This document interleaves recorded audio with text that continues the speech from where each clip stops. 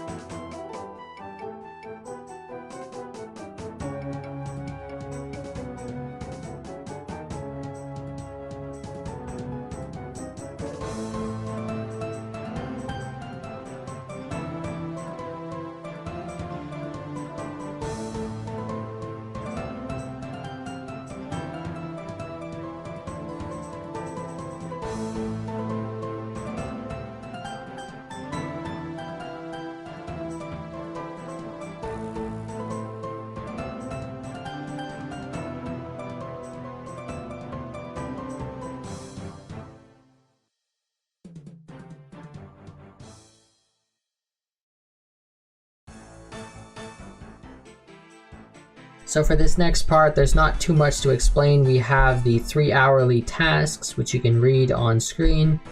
Then you have useful teleports, and then some key objectives. For getting the Ardougne cloak, you will need 1 rusty sword, but I recommend getting 2, as well as getting a Marintil and a Guam to finish Bone Voyage a little bit further in the guide. From there, you will be working towards objectives for Wintertodt, All these requirements contribute to more experience at Wintertodt, so it's recommended. The 15 farming is mostly so you can start planting oak trees. It's also a requirement for the Candor and Easy Diary. If you wait till level 30, you can use the lamp on Herblore for some free experience. Now for the next part of the guide, it's an equipment setup for Wintertodt. It's also a map explaining early farm runs. Early on, your priorities will be to plant any acorns you get into oak trees and also raising kittens. What I like to do early with my death runes is sell them 50 per world to the shop, and this gives you 20,000 gold coins. Later on, after you complete the first set of combat quests, you will need those death runes to start killing blue dragons, so you save them and use the Ibis Blast spell to get 43 prayer. So 65 firemaking, essentially what we're trying to do here is strike a good balance between getting early unlocks and also having low enough hit points to take less damage at Wintertodt. Some unlocks include early combat quests for teleports, unlocking birdhouse runs, getting into Canifis for fairy rings and also for agility. You also need strength experience to start barbarian fishing. Essentially, with 26 hit points, you will be taking 4 damage at level 65 firemaking with 4 worm items. Now I have a list of combat quests. Now I've already explained most of these, so I'm not going to go over them again. What's important is you complete Witch's House first to give you the 24 hit points. This makes everything a little bit safer. Then you're going to go complete the other combat quests. Since these are a little bit dangerous even at 24 or 26 hit points, I have a video explanation of how to do most of the safe spots, as well as providing a few dangerous areas for hardcore Ironman.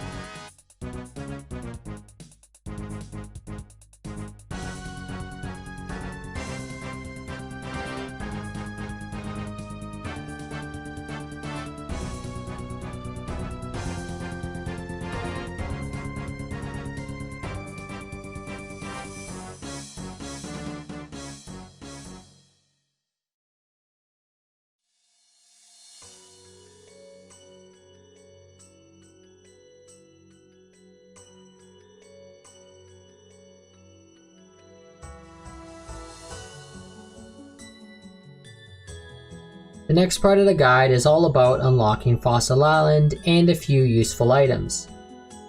Above there is a guide which tells you how to complete Bone Voyage quest to unlock Fossil Island. Next we're going to have some important unlocks. So with 25 construction, you can build a workshop in your house to start building clockwork mechanisms. To build a birdhouse, you need a clockwork mechanism, you need a hammer, a chisel, you need some hop seeds, and you also need some logs. I also recommend buying 15 teleport cards from Dingo. 36 mining is used to mine 3 volcanic ash instead of 2 with a dwarven snout boost.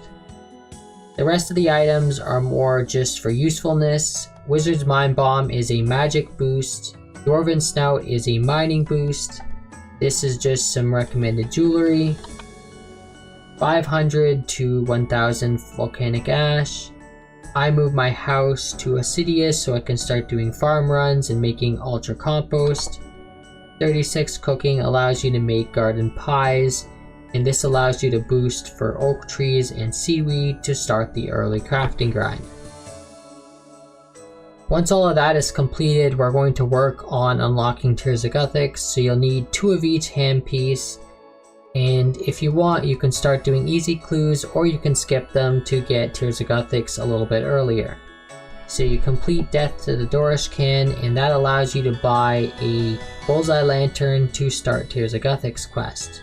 If you can manage to get all your skills above level 30 and have runecrafting sit at 30, then it's a good way to train your runecrafting. That is everything. The next part of the guide will cover fairy rings, agility, the remaining combat quests up the Monkey Madness, in addition to Slayer and a more complete farming run. Thanks for watching and good luck on your Ironman.